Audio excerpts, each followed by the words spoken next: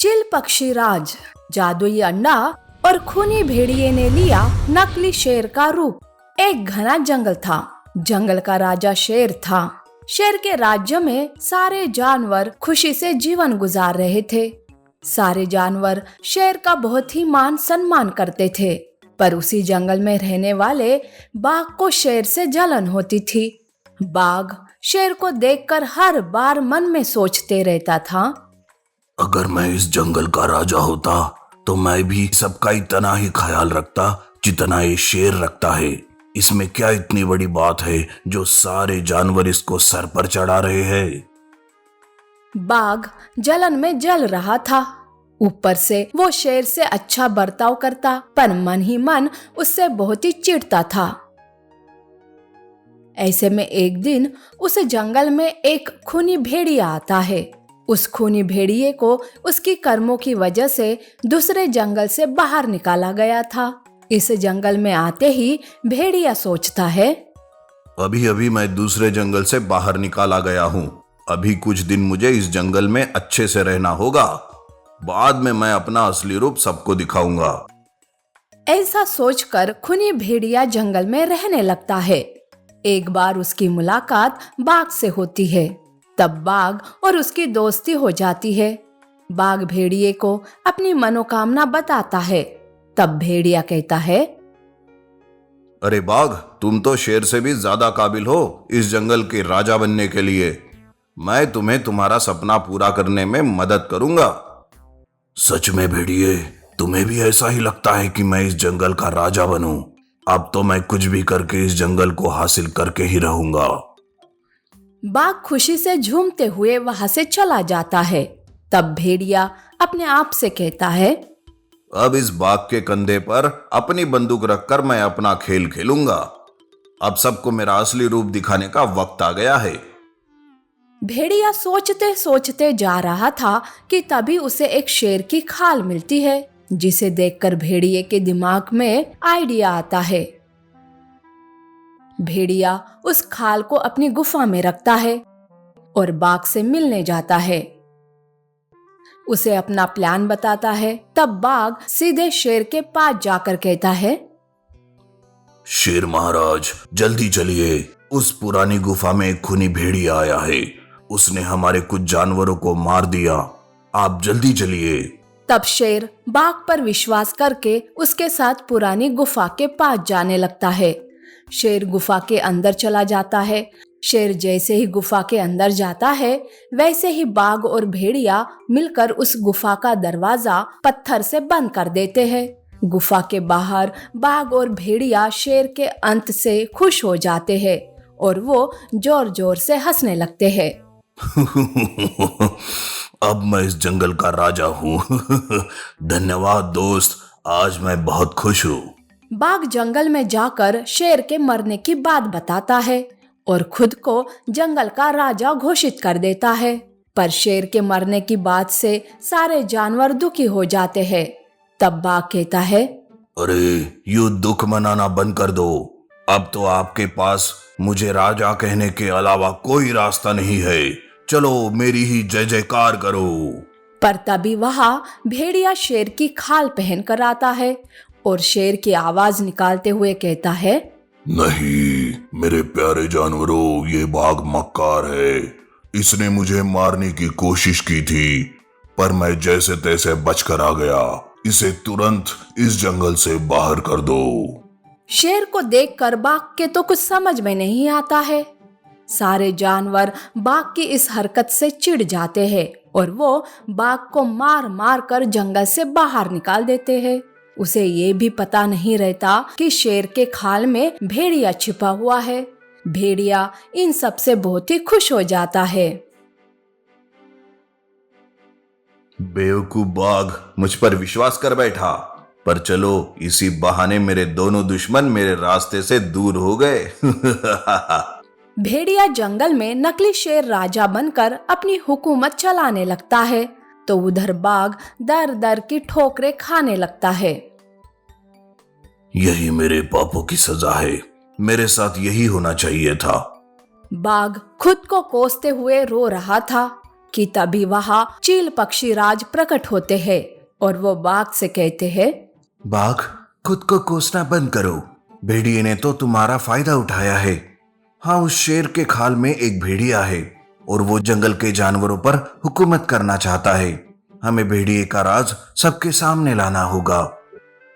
तब बाघ पक्षीराज की बात मान लेता है और वो दोनों जंगल जाते हैं। पक्षीराज को देखकर सारे जानवर इकट्ठा हो जाते हैं। शेर के खाल में भेड़िया भी वहां आ जाता है।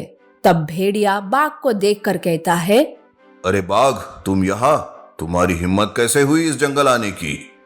अरे तुम कोई शेर नहीं बल्कि एक खूनी भेड़िए हो। मुझे सब पता चल गया है।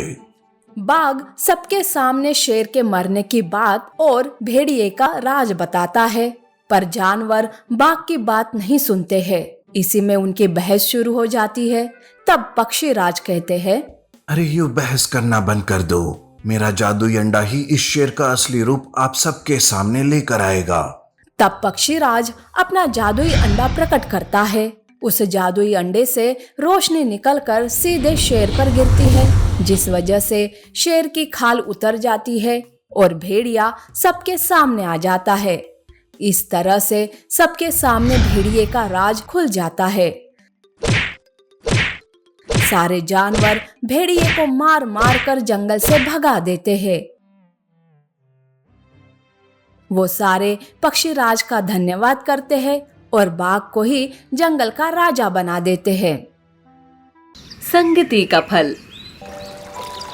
सोनपुर के जंगल में सोना नाम की चिड़िया अपने 2 बच्चों के साथ हंसी खुशी रहती थी। एक दिन जंगल में बहुत तेज बारिश में भीगते हुए कालू कौवे के 2 बच्चे सोना के घर आते हैं। सोना मौसी दरवाजा खोलो, हम कालू कौवे के बच्चे हैं। इतनी रात को कौन आया? चलो देखती हूँ। नहीं माँ, तुम दरवाजा मत खोलो, क्या पता कोई हमें मारने आया हो। नहीं बच्चों, ऐसा नहीं है। कोई आधी रात को मुसीबत में है और हमें पुकार रहा है। हमें जरूर मदद करनी चाहिए और ये आवाज भी जानी पहचानी लग रही है। इतना कहकर सोना चिड़िया दरवाजा खोलती है और कालू के दोनों बच्चों को रोता देखकर चौंक जाती है। चुप हो जाओ मेरे बच्चों, भीतर आओ, वरना तुम दोनों को ठंड लग जाएगी। सोना मौसी, शेर सिंह ने मेरी माँ को खाने के लिए इतना दौड़ाया कि उन्हें हार्ट अटैक आ गया और वो मर गई। और माँ ने मरते समय आपके पास जाने के लिए कहा। तुम दोनों चिंता मत करो, मैं खाना लाती हूँ। तुम दोनों भूखे होगे और खाना खाकर सो जाना। सोना उन दोनों को खाना खिलाकर एक कमरे में सुला देती है। अगली सुबह जंगल के सभी पक्षी सोना के घर आकर गुस्से से दरवाजा खटखटाते हैं। सोना, जल्दी से दरवाजा खोलो, वरना मैं दरवाजा तोड़ दूंगा। खोल रही हूँ। ऐसी क्या बात हुई कि दरवाजा तोड़ने की नौबत आ गई? हमने सुना है कि तुमने कालू कौवे के बच्चे को अपने घर पर रखा है। कुछ अनहोनी हो जाए इससे पहले तुम उन दोनों बच्चों को घर से बाहर निकालो। मैं ऐसा नहीं कर सकती। आखिर उन दोनों बच्चों की गलती क्या है जो मैं उन्हें अनाथों की तरह छोड़ दूं? सोना, तुम जितनी छोटी हो साइज में, उतनी ही तुम्हारी जुबान लंबी है। तुम्हें नहीं पता कि ये कौवे हमारी बिरादरी से बाहर है? कैसी बिरादरी? कौन सी बिरादरी जहाँ इंसानियत ही ना हो? हम सबकी तरह उनके भी पंख हैं, वो भी उड़ना चाहते हैं, वो भी दाना चुगते हैं। मैं उन दोनों को अपने घर से निकालकर पाप नहीं कर सकती। ये क्या कह रही हो सोना? हमें देखो, हमारे पंख रंग बिरंगे, हम सबकी चाल इतनी मत वाली, किसी के तन पर एक भी कालिख नहीं है, लेकिन कौवे का तो रंग के साथ साथ दिल भी काला होता है। ये तो बस दूसरों को तकलीफ देना जानते हैं। आप सभी यहाँ से चले जाएं, क्योंकि मैं इन दोनों बच्चों को घर से बेघर नहीं कर सकती। आज हमारी बातों को तुम नहीं मान रही हो। जब कालू कौवे के बच्चों के कारण तुम्हारे अपने बच्चे बिगड़ जाएंगे, तब हम सबकी बात तुम्हें याद आएगी। चलो भाइयों, चलो यहाँ से। इतना कहकर गुस्से से सभी पक्षी सोना के घर से चले जाते हैं। समय बीतने के साथ साथ सोना अपने 2 बच्चों के साथ साथ कालू के बच्चों की भी परवरिश बहुत लगन से करती है। उन्हें बहुत अच्छी अच्छी सीख देती है। एक दिन सोना चारों को खाना खिलाती है। माँ, आज मुझे पहले खाना खिला दो ना। तुम हर दिन कौवे भैया को पहले खाना खिलाती हो। देखो बिटिया, तुम दोनों का ख्याल रखने के लिए तुम्हारी माँ है, लेकिन उन दोनों का तो इस दुनिया में कोई नहीं। इसलिए बिटिया, उन्हें अपना बनाओ, जिसका इस दुनिया में कोई नहीं है। हमने अपनी बहन का प्यार छीन लिया है माँ। आप उन दोनों को ही पहले खाना खिलाओ। मुझे माफ कर दो भैया। माँ, आप बारी बारी से हम चारों को खाना खिलाओ। हम 2 नहीं 4 भाई बहन हैं। चलो जल्दी जल्दी खा लो। तुम लोगों के चक्कर में घर का सारा काम बचा है। घर का सारा काम खत्म करके सोना अपने कमरे में सोने चली जाती है। चारों बच्चे घर के नीचे खेलने चले जाते हैं। तब सोना के कमरे में आग की लपटें दिखाई देती है। ये क्या? ये आग तो हमारे ही घर में लगी है। जल्दी भागो, माँ को बचाना है। मम्मी को हम कैसे बचाएंगे भैया? हमें तो आग से बहुत डर लगता है। मैं बचाऊंगा अपनी माँ को। मैं भी बचाऊंगा, चाहे मेरी जान चली जाए। घर के बाहर से ही सभी पानी डालने लगते हैं, लेकिन घर के भीतर जाने की हिम्मत किसी में नहीं होती। तभी बिना अपनी परवाह किए कालू के दोनों बच्चे सोना को बचाने के लिए आग की लपटों को पार करते हुए सोना के कमरे में पहुंचते हैं। उठो माँ, जल्दी उठो, आपको कुछ नहीं होगा।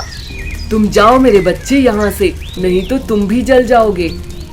इतना कहते ही सोना बेहोश हो जाती है और जब होश में आती है तो सभी पक्षियों को अपने आसपास देखती है, सिवाय कौवों के। मेरे दोनों बच्चे नहीं दिख रहे हैं। सोना, तुम्हारी दोनों बच्चियां तो ये हैं। तुम किसकी बात कर रही हो? इतने अनजान मत बनो तुम सब। सच सच बताओ, उन दोनों को क्या हुआ? माँ, दोनों भैया आपको बचाते बचाते खुद जल गए और उनकी मौत हो गई। चलो, जो हुआ अच्छा हुआ। तुम तो बच गई ना सोना। कुछ भी अच्छा नहीं हुआ।